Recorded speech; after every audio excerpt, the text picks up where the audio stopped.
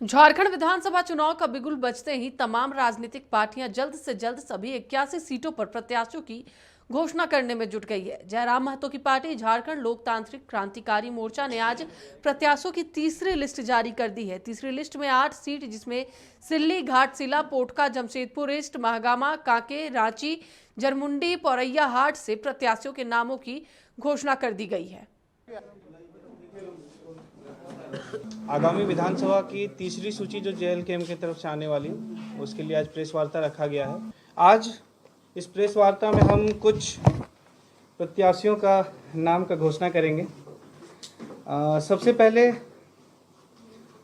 क्रमांक संख्या 61 सिल्ली विधानसभा से हमारे छात्र नेता, कोई परिचय के मोहताज नहीं, आप सब जानते हैं, देवेंद्र नाथ महतो जी हैं सिल्ली विधानसभा से।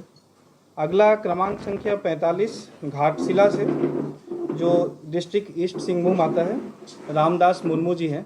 अभी तक 20 लोगों का हो चुका है और आज आपका 8 मतलब टोटल हमारे 28 प्रत्याशी घोषित हो चुके हैं। हो सकता है आज रात को भी हो सकती है, हो सकता है ऑनलाइन मीडियम से भी हम लोग इसको कर सकते हैं, हो सकता है कल सुबह हो।